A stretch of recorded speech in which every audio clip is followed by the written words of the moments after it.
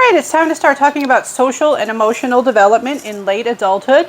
As usual, when I start talking about social and emotional development, we got to talk about Erikson. Erikson had 8 psychosocial stages of development. We're ready for the last one. The final psychosocial stage, the final psychosocial crisis is integrity versus despair. This has to do with an older adult looking back on their life, conducting something like a life review and just kind of thinking, how have I done?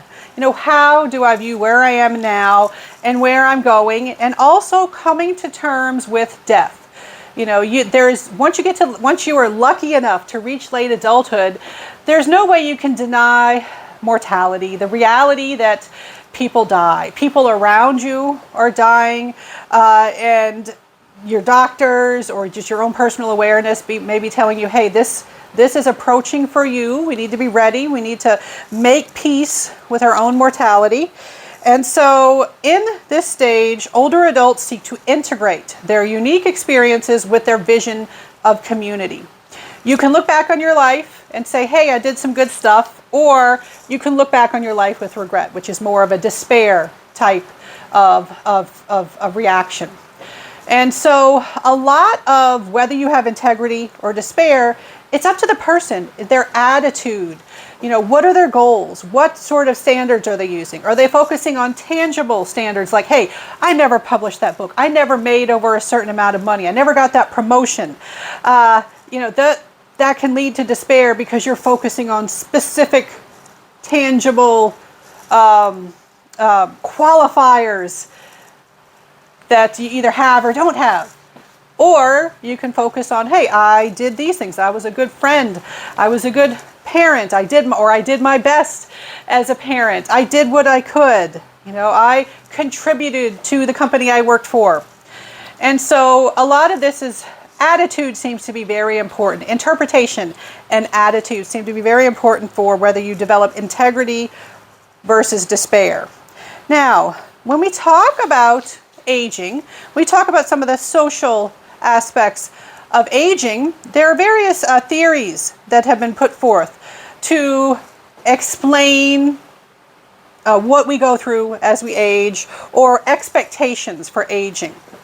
Now, I'm not going to go through all of them since we're getting towards the end of the semester, and there's only so much time for everything that we could fit in. One thing I want to talk about is this idea of the positivity effect, being positive.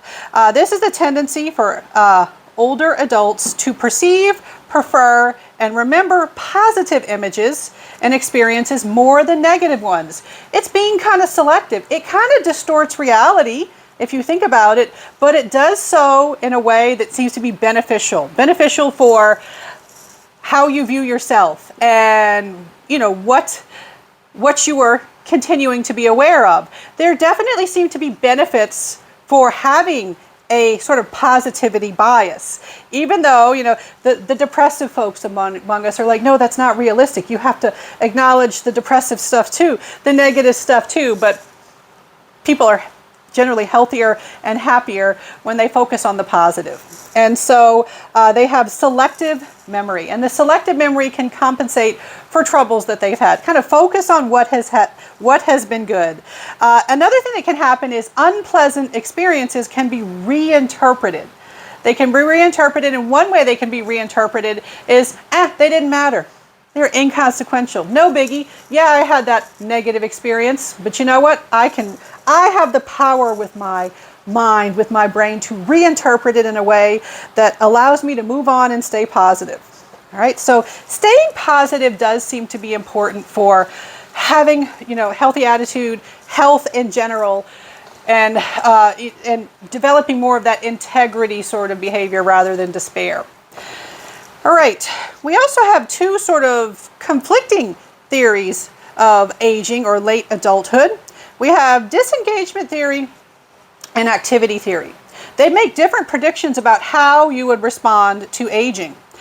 Disengagement theory proposes that aging makes a person's social sphere increasingly narrow, meaning they disengage from society. They become kind of like a hermit. And they have role relinquishment, withdrawal, and passivity. This is like the old grumpy old person who is like, leave me alone. I don't want to speak to anybody.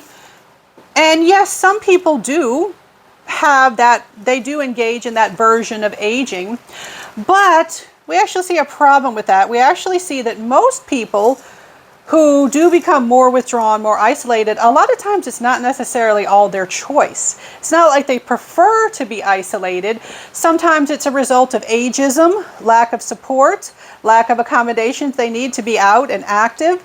And so, there are some problems with this. And then we also have activity theory, which kind of makes an opposite prediction. This predicts that older adults want and need to remain active in a variety of social spheres. With relatives, friends, community groups, if they do become withdrawn, it's unwillingly. It's because people are not supporting them and helping them to stay active.